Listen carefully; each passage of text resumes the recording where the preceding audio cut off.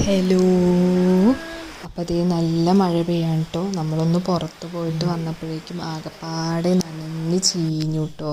അപ്പോൾ ചൂടുള്ള എന്തെങ്കിലും നന്നായിട്ട് കഴിക്കാൻ തോന്നി. അപ്പോൾ ഞാൻ വിചാരിച്ചു കഴിഞ്ഞ ദിവസം കൊണ്ടുവന്ന പൊട്ടറ്റോ ഇരിപ്പുണ്ട്, നമുക്ക് ഫ്രഞ്ച് ഫ്രൈസ് ഉണ്ടാക്കാമെന്ന് വിചാരിച്ചു കേട്ടോ. അതിൻ്റെ തൊണ്ടൊക്കെ കളഞ്ഞെടുത്തു നമ്മൾ. എന്നിട്ട് പിന്നെ നമ്മളത് ചെറിയ കഷ്ണങ്ങളാക്കി അരിഞ്ഞെടുത്തു.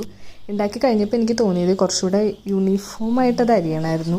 ആ തിക്നെസ് പല തിക്നെസ്സായി പോയതുകൊണ്ട് കുറച്ച് ബുദ്ധിമുട്ടുണ്ടായിരുന്നു. അതായത് നമ്മളത് നല്ല തണുത്ത വെള്ളത്തിലേക്കിട്ട് കുറച്ച് നേരം വെച്ചു. എന്നിട്ട് നമ്മളത് പല പ്രാവശ്യം കഴുകി കളഞ്ഞു കേട്ടോ.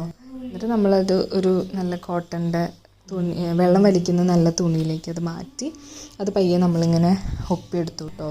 എല്ലാവർക്കും അറിയുന്ന റെസിപ്പിയാണ്. എന്നിട്ട് പിന്നെ നമ്മൾ കുറച്ച് വെള്ളം ഒഴിച്ചിട്ട് ഉരുളൻകിഴങ്ങ് വേവിക്കാൻ വെക്കാം കേട്ടോ. കുറച്ച് ഉപ്പിട്ടു. അതല്ലെങ്കിൽ ഉരുളൻകിഴങ്ങിൽ ഉപ്പിട്ടിട്ട് വേവിച്ചാലും മതി. ഞാൻ വെള്ളത്തിലേക്ക് ഉപ്പിട്ടിട്ടാണ് വേവിച്ചത്. അത് കഴിഞ്ഞ് പിന്നെ അത് നമ്മൾ ഊറ്റിയെടുക്കുകയാണ് ചെയ്യുന്നത് കേട്ടോ. ആക്ച്വലി ഞാൻ ഉണ്ടാക്കി വന്നപ്പോൾ ഒരു ഇച്ചിരി വേവ് കൂടിയായിരുന്നു. അത് കാരണം ഞാനതിങ്ങനെ വിടിച്ച് ആ തുണിയിൽ തന്നെ ആക്കി കേട്ടോ.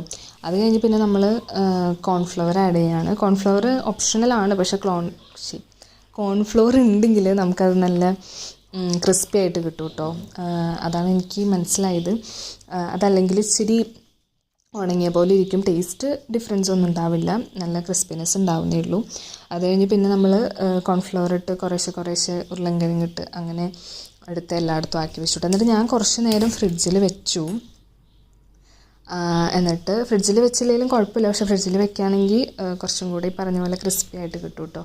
എന്നിട്ട് നമ്മൾ സാധാ ഒരു വെളിച്ചെണ്ണ അതിനകത്തേക്ക് ഒഴിച്ചിട്ട് നമ്മുടെ ഉരുളൻകിഴങ്ങ് പല ബാച്ചുകളായിട്ട് ഇട്ടു. അപ്പോൾ ഞാൻ ആക്ച്വലി ഇത് കോരി മാറ്റിയതിന് ശേഷം ഭയങ്കര പ്ലെയിൻ ആവണ്ടെന്ന് വിചാരിച്ച് കുറച്ച് മുളക് പൊടിയും കൂടി ആഡ് ചെയ്തു കേട്ടോ. അപ്പോൾ ആക്ച്വലി നല്ല അടിപൊളി ഫ്ലേവറായിരുന്നു കേട്ടോ. നല്ല നമ്മുടെ മറ്റേ പെരി അതിൻ്റെയൊക്കെ ഒരു എഫക്റ്റ് ആയിരുന്നു. എന്നിട്ട് പിന്നെ നമ്മൾ പല ബാച്ചുകളായിട്ട് ഇത് ഉണ്ടാക്കി കോരി എടുത്തു കേട്ടോ. ലാസ്റ്റ് നമ്മൾ എല്ലാം കൂടി ഒരുമിച്ച് ഒന്നും കൂടെ ചൂടാക്കി എടുത്തു. കാരണം നമ്മൾ ആദ്യം ഇട്ട ബാച്ച് കുറച്ച് തണുത്ത് തുടങ്ങിയിട്ടുണ്ടായിരുന്നു. അപ്പോൾ ലാസ്റ്റ് എല്ലാവരും കൂടി നമ്മൾ ഒരുമിച്ചിട്ട് ഒന്ന് ഇതാക്കി എടുത്തു. അടിപൊളിയായിരുന്നു കേട്ടോ. ശരിക്കും കടയിൽ കിട്ടുന്നതിനേക്കാട്ടിലും ടേസ്റ്റ് ഉണ്ടായിരുന്നു. ഞാൻ ഉണ്ടാക്കിയിട്ട് പുകഴ്ത്തി പറയാല, അടിപൊളിയായിരുന്നു. അപ്പോൾ ശരി, പിന്നെ കാണാം.